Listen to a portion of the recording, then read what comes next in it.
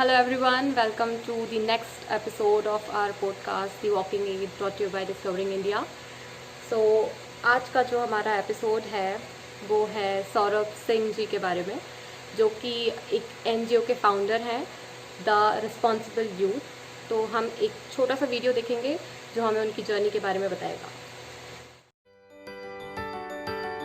The responsible youth एक गैर सरकारी संगठन है जो मध्य प्रदेश समाज अधिनियम 1973 के तहत पंजीकृत है, जो भारत में शहरी झुग्गी झोपड़ियों में रहने वाले बच्चों को शिक्षित करता है, खिलाता है और उन्हें सशक्त बनाता है। यह संस्था भोपाल के युवाओं द्वारा शुरू की गई है। संस्था जो दिसंबर 2019 में शुरू की गई थी और इस समय भारत के 10 विभिन्न शहरों में काम कर रही है।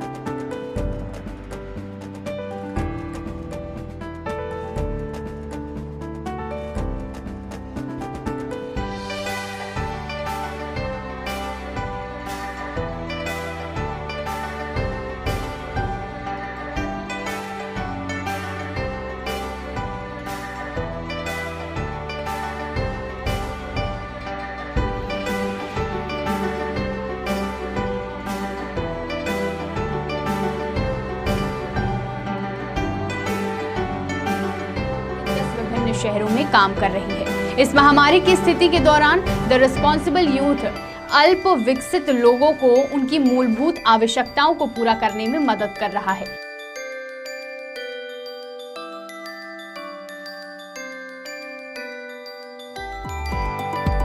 The responsible youth.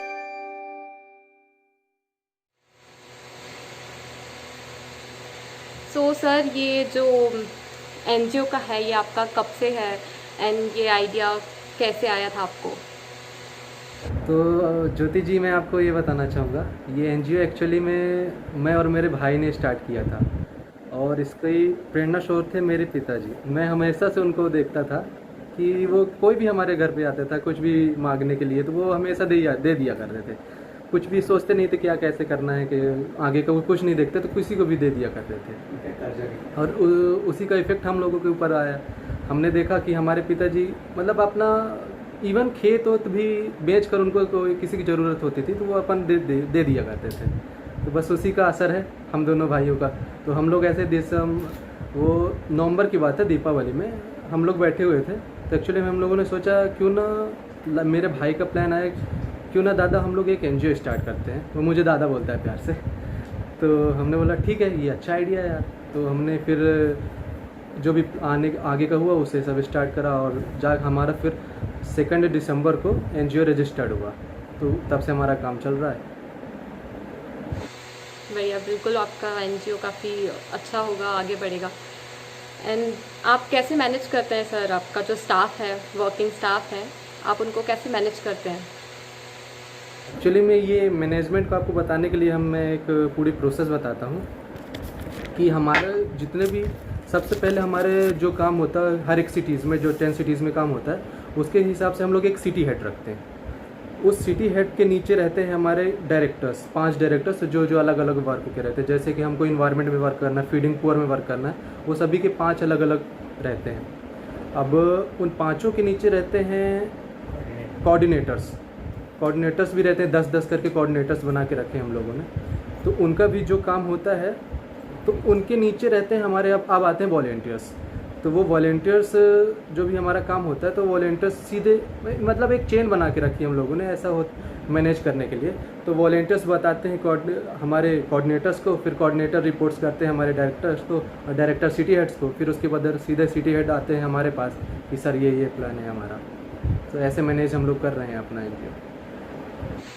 अच्छा, तो आप मतलब क्या चैलेंजेस हैं सर, जो मतलब आपको ऐसा लगता है कि काफ़ी चैलेंजिंग सिचुएशन आ गई है सामने, तो आप कैसे इन सबको फेस करते हैं? अगर कभी एनजीओ में कुछ प्रॉब्लम आ जाता है तो उसको कैसे आप टैकल करते हैं?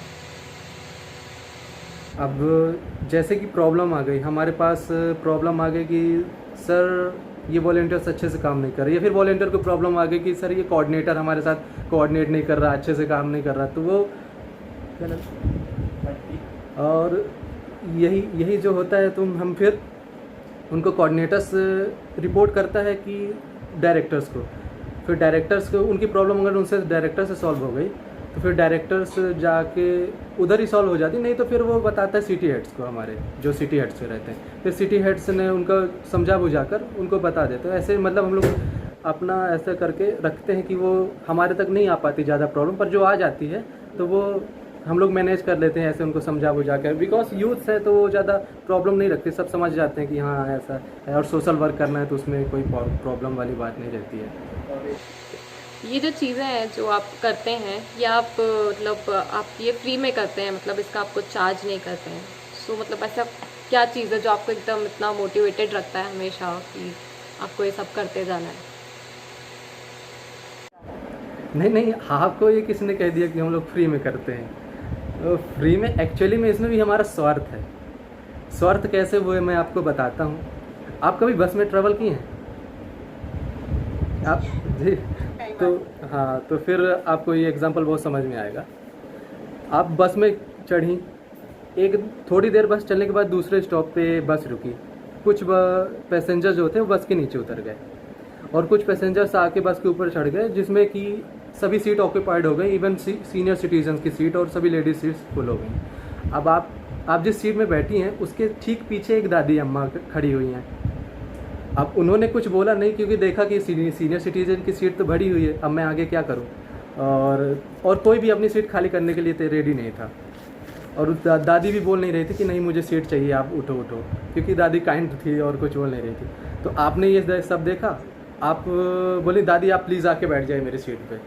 तो दादी बोली नहीं प्लीज़ आप रहने दो, नहीं मैं बैठ जाऊँगी, पर आपने उन्हें फोर्स करके बैठा दिया। फिर उसके बाद उन्होंने जो थैंक यू बोला, तो वो थैंक यू सुनने के बाद आपको एक खुशी मिलती है, एक बहुत अच्छी खुशी मिलती है, अंदर से एक फील होता था। तो उसी खुशी के लिए हम लोग सभी काम कर रहे हैं। तो मतलब इसमें भी हमारा स्वार्थ है कि यार वो खुशी से पूरा दिन अच्छा चला जाता है कि हमने अच्छा काम किया। तो आपको एक छोटी सी सीट देने में इतना खुशी मिल जाती है, तो मतलब हम अच्छे बड़े काम कर रहे हैं, तो सिर्फ उसी स्वार्थ में कर रहे हैं। का जो कोरोना भी चल रहा है, काफ़ी जो 3-4 महीने हम लोग के जो कोरोना में बीत गए हैं, उसमें आपने 50,000 के लगभग जो फेस मास्क थे आपने वो डिस्ट्रीब्यूट करे हैं। तो आपने बोला था एक वीडियो में, आपने आपका स्टोरी भी पोस्ट किया था कि आप चाहते कि आप 1 लाख तक ये चीज़ पहुंचाएं। तो मतलब आपने ऐसा कुछ फंड रेजिंग आपने कुछ चलाया था या कोई प्रोग्राम चलाया था जिसमें आपको फंड मिले? एक्चुअली में हमारा जो भी जितना हो रहा है, तो यही मेन सबसे बड़ी प्रॉब्लम है कि फंड ही नहीं है हमारे पास। जितने भी हम लोग मास्क वगैरह, जो भी फूड वगैरह जो डिस्ट्रीब्यूट करा रहे हैं अभी तक, जितना भी चल रहा है, तो वो सब अपनी तरफ से हमारा चल रहा है। ये वॉलेंटियर्स दे देते हैं अपने कंट्रीब्यूशन में, तो उसी से चल रहा है। हम लोग अभी 0 फंड्स पे ही वर्क कर रहे हैं, हमें कोई फंड्स वगैरह नहीं मिला है। तो ये सबसे बड़ी प्रॉब्लम है एक्चुअली में, फंड्स नहीं मिल पाना। हम लोग जैसे कोई काम स्टार्ट कर रहे हैं, उसमें सबसे पहले तो काम चाहिए, तो उसी के लिए फ़ंड तो ज़रूरी है, पैसा तो चाहिए किसी काम करने के लिए। तो ये बहुत बड़ी प्रॉब्लम आ रही है, फंड्स वगैरह नहीं आ पा रहे हैं हमारे पास। तो बट फिर भी हम लोग मैनेज कर रहे हैं अपने हिसाब से। और ये रही बात 50,000 की, 1 लाख, पर वो हम लोग धीरे धीरे बढ़ा रहे हैं ऐसे करके, तो हमारा टारगेट हो सकता है कि पूरा हो जाए। बढ़िया है सर।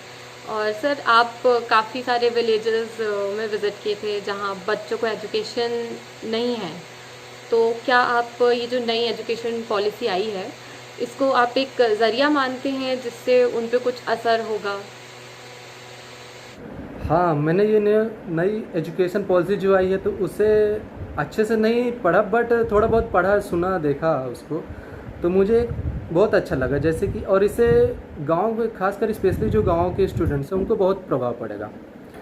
अब इसमें एक ऐसा आया कि आप अपने इंटरेस्ट के अनुसार सब्जेक्ट चूज़ कर सकते हैं। जैसे एक कारपेंटर का बच्चा है, अब उसे पढ़ाई लिखाई में ज़्यादा मन नहीं कर रहा, तो वो सोचेगा कि मैं भी, और उसे कारपेंटर अपने पिताजी को, उसने तो कारपेंटरी करते देखी है, तो उसे भी लगेगा मैं काश इसमें कुछ कर सकूं और आगे बढ़ूं, तो वो बस वही अपना सोचेगा कि मुझे भी कारपेंटरी करनी है। बट उसके पिताजी बोले नहीं, तुझे पढ़ना है और आगे जाके कुछ करना है, लेकिन उसका इंटरेस्ट है कारपेंटरी में। तो अब ये जो नई शिक्षा है तो ये इसमें ऐसे भी आगे फोकस कर रही है कि आपको जिस फील्ड में ही है, इवन पढ़ाई वढ़ाई के बस में नहीं, आपको जिस फील्ड में इंटरेस्ट आ रहा है उसी में आप काम करो। तो एक कारपेंटर से भी सब्जेक्ट उन्होंने अलग अलग फील्ड के सब्जेक्ट बना के रख दिए हैं, तो आप उसमें भी अगर स्पेशलाइजेशन कर रहे हो तो वो बहुत अच्छी बात है।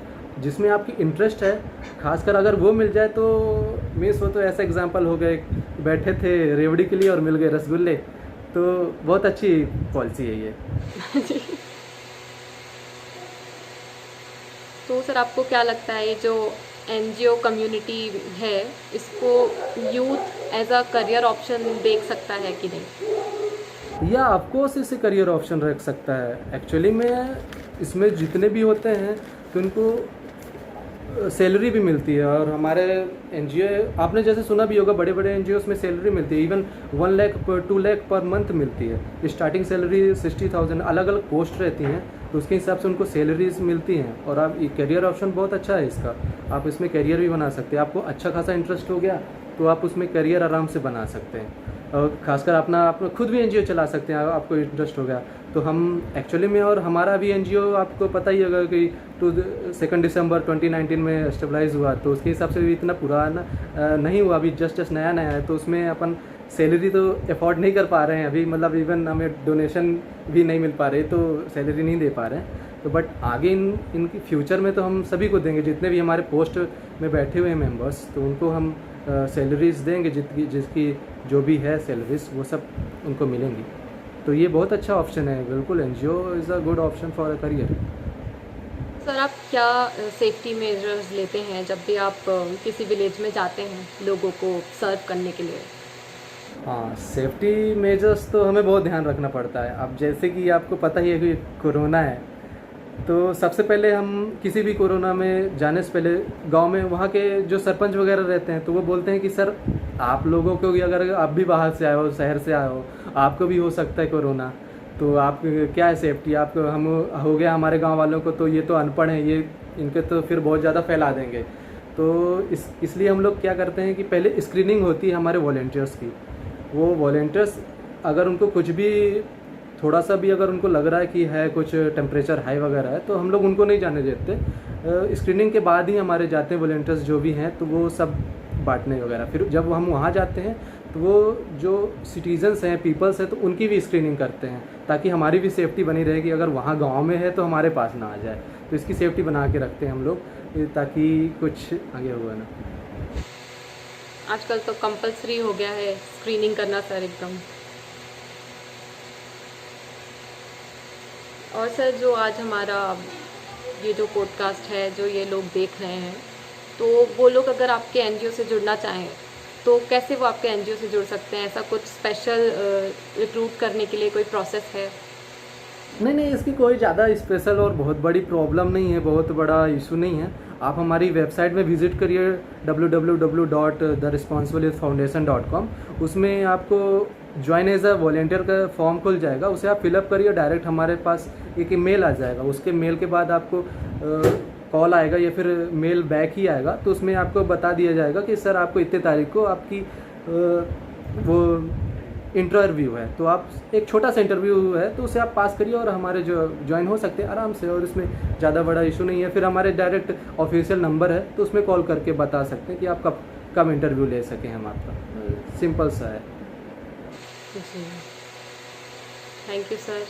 एकदम आपका जो एनजीओ है वो काफ़ी आगे जाएगा, मैं ये भगवान से दुआ करती हूँ। और हमारे साथ जुड़ने के लिए आपका बहुत बहुत थैंक यू। काफ़ी अच्छा लगा आपसे बात करके। ये जो आप एनजीओ चला रहे हैं, आप काफ़ी अच्छा काम कर रहे हैं लोगों के लिए, ऐसे ही करते रहिए। थैंक यू आपका भी ज्योति जी, और आपने टीम मेंबर्स का वेरी वेरी थैंक यू मुझे बुलाने के लिए आपने। Thank you. Okay, thank you.